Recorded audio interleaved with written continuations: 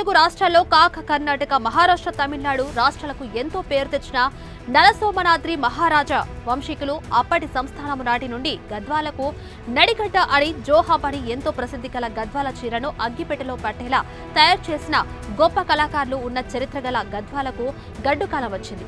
తెలుగు రాష్ట్రాలు విడిపోయిన తర్వాత గద్వాల జిల్లాను చేయాలని పోరాటం చేసి జిల్లాను సాధించిన ఎందరో పోరాట యోధులు గల చరిత్ర గల ఈ జిల్లాకు అన్ని ఉన్న అంగట్లో శని అన్నట్లుగా ఇంత చరిత్ర గల గద్వాల పేరును మట్టిలో కల్పిస్తున్నారు నాయకులు. పేరుకే జిల్లా దవాఖానా, అందులో ముఖ్యమైన డాక్టర్లు లేక, అత్యవసరానికి అవసరమున్న డాక్టర్లు లేక పక్క రాష్ట్రమైన కర్నూలుకు పేషెంట్లు వెళుతూ మార్గ మధ్యలోనే విగత జీవులై తిరిగి వస్తుంటారు. నాయకులు పదవులకై పోరాటం చేస్తుంటారు తప్ప ఇలాంటి వాటిపై దృష్టి సారించి పోరాటం చేయరంటున్న ప్రజలు. జోగులాంబ గద్వాల జిల్లా కేంద్రంలో గల గవర్నమెంట్ జిల్లా దవాఖానాలో 230 పడకలు ఉండగా 190 బెడ్ల దాకా ఎప్పుడు ఫుల్ఫిల్ గా పేషెంట్లు ఉంటారు. ప్రతినిత్యం చూయించుకొని వెళ్లే వాళ్ళు 200 నుండి 250 మంది దాకా పేషెంట్లు వైద్యం చేయించుకొని వెళుతూ ఉంటారు అని డాక్టర్లు అంటున్నారు. డాక్టర్ వినోద్ ఇన్ఛార్జ్ సూపరింటెండెంట్గా ఉంటున్నాను. ఇప్పుడు మీరు అడిగిన దాంట్లో అన్ని వాస్తవాలు. మ్యాక్సిమం ఏంటంటే ఇక్కడ మనకి రేడియాలజిస్ట్ పోస్ట్ ఒకటి వేకెన్సీ ఉంది, ఇంకెవరు రాలేదు. ఇంతకుముందు గైనకాలజిస్ట్ టీకా స్కానింగ్ చేసేటోళ్ళు, కొన్ని అల్ట్రాసౌండ్ ఇంకా డిఆర్పి ప్రోగ్రామ్ కింద కొంతమంది వచ్చారు అనమాట. రేడియాలజిస్ట్ మన మెహబూబ్నగర్ నుంచి ఇక్కడికి వాళ్ళు వచ్చి ఇక్కడ స్కానింగ్ చేసేటోళ్ళు. ఈ మంత్ వాళ్ళు రేడియాలజీ డిపార్ట్మెంట్ నుంచి ఎవరు రాలేదు. సో ఇప్పుడు స్కానింగ్ ఏమో అవ్వట్లేదు. మిగతా ఎమర్జెన్సీ అల్ట్రాసౌండ్ స్కాన్లు గర్భిణీ స్త్రీలకి ఎమర్జెన్సీగా కిందగా అయితే చేయగలుగుతున్నారు. ఉన్న స్టాఫ్ తోటి, ఉన్న డాక్టర్స్ తోటి చేయగలుగుతున్నారు. ఎన్రోల్ అయింది స్కానింగ్ చేయాలి. ఈ మంత్ నుంచి అవ్వాలి. మొత్తం ఈ మంత్ స్టార్టింగ్ నుంచి ఫస్ట్ నుంచి రావట్లేదు. రేడియాలజీ పీజీస్ వస్తుంది కాబట్టి ఆ పీజీస్ రావట్లేదు. డిఆర్పీ మనకి ఎస్విఎస్ నుంచి రావట్లేదు ఈ మంత్. అది ఎక్స్రే ఫిలిమ్స్, ఎక్స్రేలు అయితే నడుస్తున్నాయి, 24/7 నడుస్తున్నాయి. ఫిలిమ్స్ ఏమి ఇవ్వట్లేదు. ఫిలిమ్స్ మాకు పై నుంచి రావట్లేదు. అంతేకాకుండా ఇవి ఫిలిమ్స్ కాకుండా మొత్తం మాకు వాట్సాప్లో వస్తున్నాయి. అందరు డాక్టర్లు చూస్తే దానికి తగ్గట్టు ట్రీట్మెంట్ కూడా ఇస్తున్నాయి.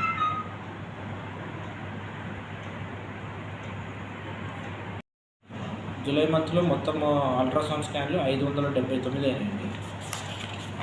టీపా స్కాన్లు అనేసి ప్రెగ్నెంట్స్ వాళ్ళకు పెద్ద స్కాన్లు అంటారు, 5th మంత్లో చేస్తారు ప్రెగ్నెన్సీ వాళ్ళకు. అవి 89 అయినాయి. ఎక్స్రేస్ 1583 అయినాయండి. అయితే ఈ మంత్ గురించి ఇంకా నాకు ప్రస్తుతానికి అయితే రేడియాలజిస్ట్ నాట్ అవైలబుల్. మాకు పొజిషన్ అయితే వేకెన్సీగానే ఉంది. డాక్టర్స్ ఎవరు రాలేదు. Hello, I'm doctor Rushali, incharge RM of district hospital Gadwal. మన రేడియాలజీ హబ్లో డయాగ్నోసిస్కి సంబంధించి మన దగ్గర ఎక్స్రే మెషిన్ కానివ్వండి, తర్వాత 2D ఈకో, తర్వాత అల్ట్రాసౌండ్, ఈసీజీ మెషిన్స్, మ్యామోగ్రామ్ ఉన్నాయి. మన దగ్గర ఇప్పుడు అల్ట్రాసౌండ్ స్కానింగ్ చేయడానికి మన దగ్గర రేడియాలజిస్ట్ అవైలబుల్ లేరు. అండ్ 2D ఈకో మిషన్కి కూడా మన దగ్గర కార్డియాలజిస్ట్ అవైలబుల్ లేరు. And in case of any emergency, if physician wants to know, general medicine physician 2D echo తీస్తారు.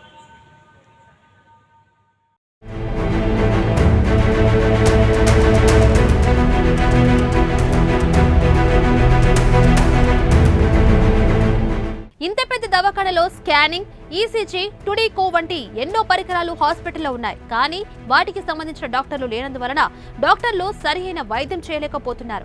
పరికరాలు ఉన్నా ఉపయోగం లేదని పేషెంట్లను ప్రైవేట్ ల్యాబ్కు రిఫర్ చేస్తున్నారని ప్రజలు అంటున్నారు. వాటిని చేయించుకోవడానికి వెళితే వారు ప్రైవేట్ హాస్పిటళ్లకు పంపుతున్నారని, వారు చేసే పరీక్షలకు మేము డబ్బులు పెట్టలేక అప్పుల పాలవుతున్నామని అంటూ వాపోతున్నారు. ఈ జిల్లాకు అన్ని ఉన్న అల్లుని నోట్లో శని అన్నట్లు ఇంత చరిత్ర గల గద్వాల పేరును మట్టిలో కల్పిస్తున్నారు. పేరుకే జిల్లా దవాఖానా, అందులో ముఖ్యమైన డాక్టర్లు లేక, అత్యవసరానికి అవసరమున్న డాక్టర్లు లేక పక్క రాష్ట్రమైన కర్నూలుకు పేషెంట్లు వెళుతూ మార్గ మధ్యలోనే చనిపోయిన వారు కూడా ఎందరో ఉన్నారని, పోయిన వారు ఎలాగో రారు అని. కానీ ఇప్పటికైనా అధికారులు స్పందించి ఇలాంటి వాటిపై దృష్టి పెట్టి కొత్త డాక్టర్లను నియమించి పేద ప్రజలను కాపాడాలని గ్రామస్తులు కోరారు.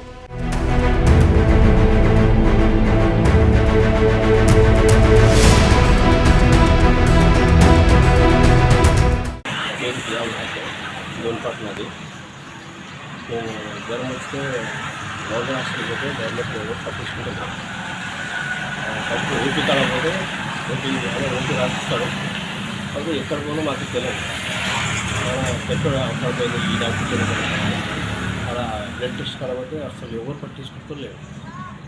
స్కానింగ్ కాకపోతే స్కానింగ్ మాకు తెలియదు. స్కానింగ్ తీస్తారు కానీ దాని గురించి ఏం తెలియదు. ప్రైవేట్లో వాళ్ళేమో అంతా బయటికి రాస్తారు. ఆడిపోతే బయటికి ఆడకపోతే మాకు అది డబ్బులు పెట్టుకోలేకనే గవర్నమెంట్లో యాసాలు ఎవరు పట్టించుకుంటారు. స్కానింగ్ ఏ స్కానింగ్ కాకపోతే ఎంత వచ్చినా అంటే చూస్తారు కానీ అయినా ఎవరు పట్టించుకోలేదు. స్కానింగ్ కాకపోతే డాక్టర్ ఉన్నారు, సిటీ స్కానింగ్ కాకపోతే ఆడ డాక్టర్ ఉన్నారు, ఏదైనా డాక్టర్ ఎవరు ఉన్నారు. ఎవరికి పట్టించుకోవాలా? బయట పోతే మేము బయట డబ్బులు పెట్టలేదు. బయట ఆర్ఎంపీ డాక్టర్లో పోతే వాళ్ళు ఇట్లా చేస్తారు, ఎక్కువ డబ్బు తీసుకోవాలి. అది పోయింది కరెంటు పోవాలంటే వాళ్ళు తీసుకుంటారు కానీ కానీ డబ్బు పెట్టలేదు. డబ్బు పెట్టలేక గవర్నమెంట్ హాస్పిటల్ వస్తే గవర్నమెంట్ హాస్పిటల్కి ఎవరు పట్టించుకుంటలేదు. ఏ డాక్టర్ పోయినా అది చేస్తారు, అది చేస్తారు, డాక్టర్ రాలేదు, ఇది రాలేదు, రేపు రాండి, కొత్త స్కానింగ్ తీస్తారు, స్కానింగ్ రేపు రాండి అంటారు. కానీ ఒక్కరోజు ఒక స్కానింగ్ రావడం లేదు. రేపు పోయినా ఎల్లుండి పోయినా అంటారు, 2 రోజులు చెప్తారు. కానీ 2 రోజుల తర్వాత పోయినా కూడా ఏ స్కానింగ్ ఏమో మేము చేసే పనులకు బయట తీస్తే మాకు అసలు ఏం లాభం లేదు. మేము చేసే కూలి నాలుగు చేసుకుంటే మిగతా డబ్బులని డాక్టర్ని పెట్టి ఎట్లా బతకాలని ఆర్ఎంపీ డాక్టర్తో చేస్తారు. 1-2 చూపిస్తారు, ఇది ప్రాబ్లం అది ప్రాబ్లం అంటారు. ఒక్క డాక్టర్ పట్టించుకోలేదు. గవర్నమెంట్కి వస్తే గవర్నమెంట్లో ఎవరు పట్టించుకోలేదు. మీరు ఏదైనా గవర్నమెంట్కి ఏదైనా సహకారం చేస్తే మేము ఎప్పుడైనా చేసుకుంటాం. గవర్నమెంట్లో ఏదైనా కొత్త డాక్టర్ కానీ వస్తే దాని గురించి ఏమైనా ఇన్వెస్ట్ చేసుకుంటే బాగుంటుంది. మీరు పిలిపిస్తే కొత్త డాక్టర్ గారు బట్టి ఆయన వల్ల తీసుకొని ఏదో చెప్తాము పరిష్కారం. ఆయన ఏదైనా కాపాడితే బాగుంటుంది. మొన్నటి వరకు ఆర్ఎంపీనంటూ మోసం చేశాడంటూ అటువంటి వారిపై దృష్టి సారించి గద్వాల ఏరియా హాస్పిటల్ ను అభివృద్ధి చేస్తే బీద ప్రజలనెందరినో వారి పరిస్థితికి చేదోడు ఇచ్చిన వారవుతారని అంటున్నారు. ప్రస్తుత ప్రభుత్వమైనా మేలు చేయాలని వెంటనే డాక్టర్లను నియమించాలని కోరుతున్నారు. రేడియాలజీ డాక్టర్లు లేనందువలన ప్రైవేట్ ల్యాబ్లకు రెఫర్ చేస్తున్నాము అని చెప్పడం జరిగింది. ఇన్ఛార్జి ఆర్ఎంఓ డాక్టర్ వృషాలి మాట్లాడుతూ ప్రస్తుతం ఏదైనా ఎమర్జెన్సీ అవసరం ఉంటే ప్రస్తుతం ఉన్న డాక్టర్లలో డ్యూటీ డాక్టర్ల ద్వారా చూసుకుంటామని, రేడియాలజీ డాక్టర్స్ లేనందువల్ల ఏమైనా ఎమర్జెన్సీ కేసులకు అవసరం ఉన్నప్పుడు మాత్రం ఆ టైంలో మాత్రం ఈ విధంగా వాడుకుంటామని, ప్రస్తుతం రేడియాలజిస్ట్ పోస్ట్ ఖాళీ ఉందని వచ్చే వరకు తప్పదని అంటున్నారు. పెద్ద హాస్పిటల్ పోతే ఒక్కరు కానీ పట్టించుకుంటలేరు. మేడం వాళ్ళు ఏమంటున్నారంటే స్కానింగ్ తీయాలంట మేడం, ఇట్లయింది మా ఆయనకు జ్వరం వచ్చింది, మిషన్లు ఉన్నాయి కానీ డాక్టర్లు లేరు అంటున్నారు. ఏదైనా అడిగితే బయటకే రాస్తున్నారు, బయటకే తోలుతున్నారు. ఆటోకి పోవాలా రావాలా, మంచిని తోలుకొని పోవాలా రావాలా, ఎన్ని రోజులని తిరగాలి. ఇట్లా మీరు చేస్తారని మీకోసమే వచ్చినాము. ఇట్లా ఎంకే తోలుతున్నారు, ఒక్కటి కానీ పట్టించుకుంటలేరు. పెద్ద హాస్పిటల్లో పోతున్నాం వస్తున్నాం, ఛార్జీలు లేక 300-400 లేని ఆటో అయినా వస్తలేడు. ఏమో మీరు చేస్తారు పెద్ద కానీ మాకు పోతే డేట్ పోతే కానీ వాళ్ళు ఏమంటున్నారు డబ్బులు ఎక్కువ కావాలంటే మా బీద వాళ్ళని డబ్బులు లేవు మా వద్ద, అందుకే గవర్నమెంట్ కానీ వస్తున్నాం. మేము హోటల్ చేసుకొని బతుకుతున్నాం, మా వద్ద ఏం లేదు. అందుకే పెద్ద హాస్పిటల్ పట్టుకోవాలని ప్లస్ చేస్తున్నాం.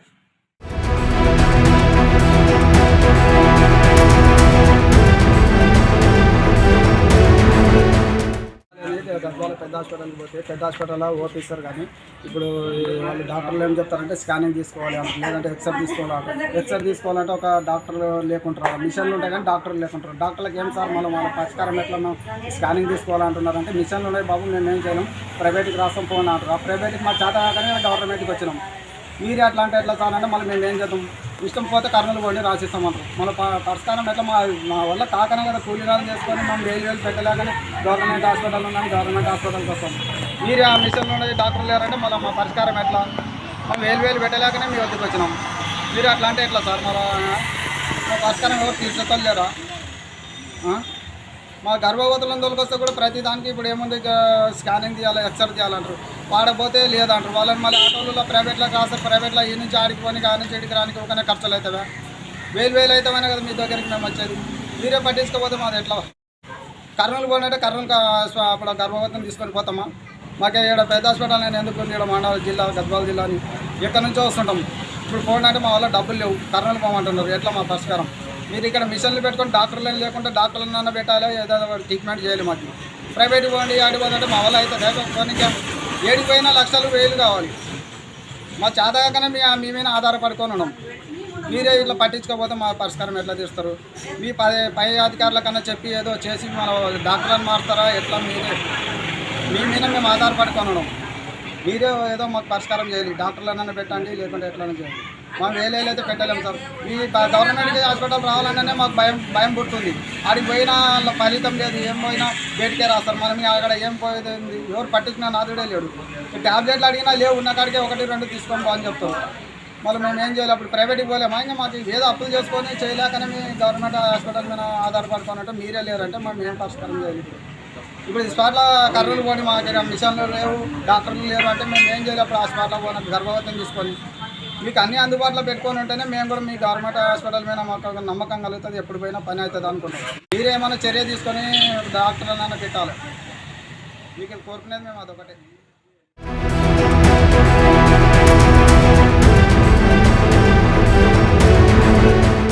చాంపాసిని మాట్లాడుతున్నాను. ఈ గద్దల పడితే పెద్ద హాస్పిటల్ పడితే లేరు, ఇక్కడ మిషన్లు లేరు, డాక్టర్లు ఉంటారు కానీ డాక్టర్లు లేరు, మిషన్లు ఉన్నాయని చెప్తారు.